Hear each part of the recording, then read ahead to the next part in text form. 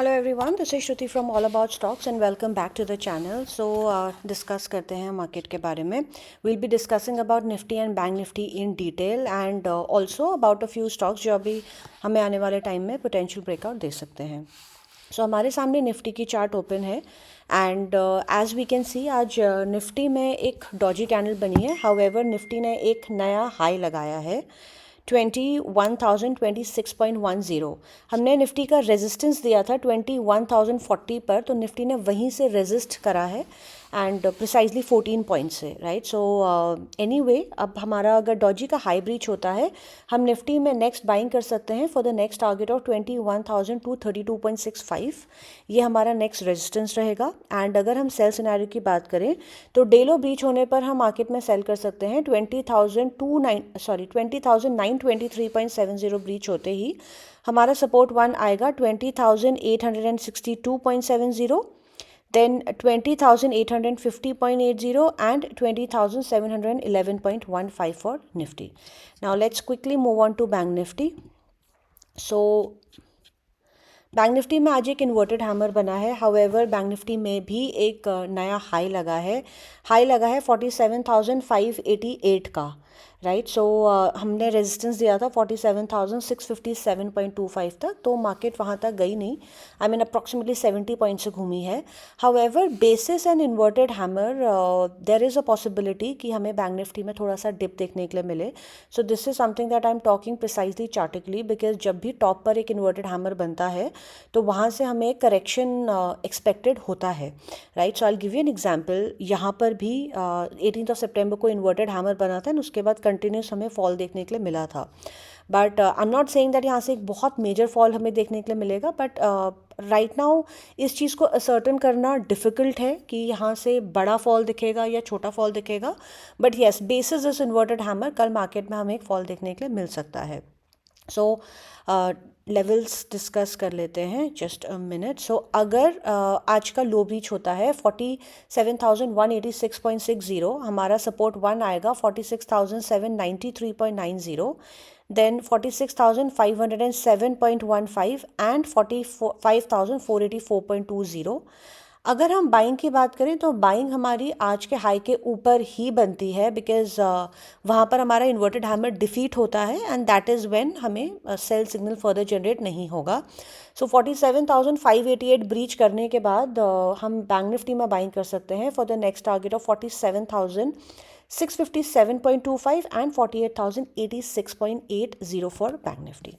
Now I'd like to talk about a few stocks. So the first stock is GMR Airport. GMR Airport हमने कल shorts बनाई थी इस stock पर, इसको कल बाय बताया था एंड आज स्टॉक मोर देन 6% बढ़ा है in just one trading session and बहुत अच्छा मौका था इसको बाय करने का। स्टॉक गैप अप खुला बट उसके बाद एक डिप आया स्टॉक में, सो बहुत अच्छा मौका था जिसको बाय करने का। And people who still have the stock, इसको हम होल्ड कर सकते हैं। हमने नेक्स्ट टारगेट इसका कल 75 ही दिया था एंड आज स्टॉक ने 74.40 लगाया है, तो इस प्राइस पर रेजिस्ट करा है।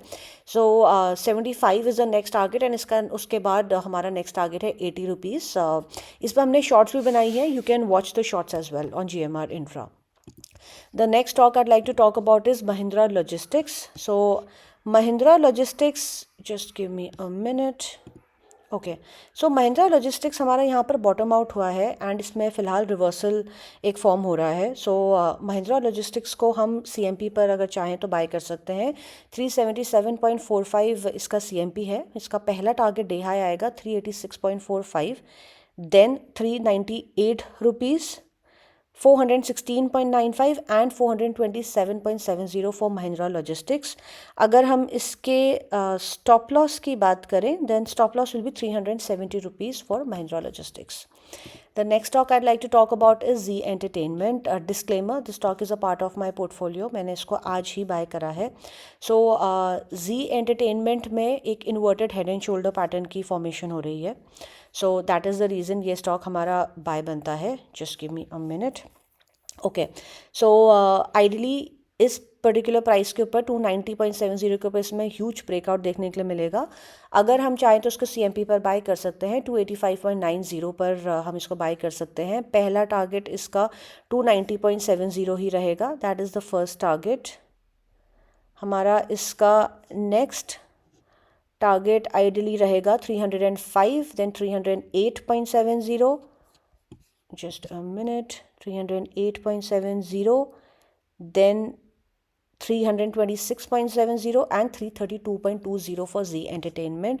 If I talk about the stop loss, I would say instead of taking a stop loss, हम स्टॉक को बाय ऑन एवरी डिप कर सकते हैं. 1%, 2%, 5%, कुछ भी अगर ये स्टॉक गिरता है तो ये हमारा बाय ऑन डिप बनता है ये stock. And the last stock I'd like to talk about is Gland Pharma. Gland Pharma, just a minute. Okay. So Gland Pharma में as we can see the structure looks good. यहाँ पर इसमें एक W pattern की formation हुई, W का breakout आया and then वापस से स्टॉक ने थोड़ा सा कंसोलिडेट करा. यहाँ पर आज इसमें एक हैमर बनी है which is a buy signal. ये बाय सिग्नल को I mean it's a buy signal को ये hammer is a buy signal. So anyway हम इसको CMP पर बाय कर सकते हैं 1800.95 पर. हमारा इसका पहला टारगेट डे हाई ही रहेगा 1807.20. Then 1841.80 will be the next target and 1908.80 and then straight of 2148.70 for Gland Pharma. So if I talk about the stop loss हमारा इस स्टॉक में रहेगा 1756.55 which is day low. So that is all for today. Thank you so much for watching the video, and just in case if you people feel that our research is good enough, do like the video, do share the video with your friends. I am affirmative. आपके friends आपको definitely thank you बोलेंगे for recommending our videos because our I mean हमारी research is good enough and profits काफ़ी अच्छे book होते हैं. So definitely you should do that. You should definitely subscribe, I mean recommend the channel to other people as well. And any questions if you have for me, please feel free to drop me a comment and I'll be more than happy to reply. So thank you so much and have a great trading day tomorrow. Bye bye.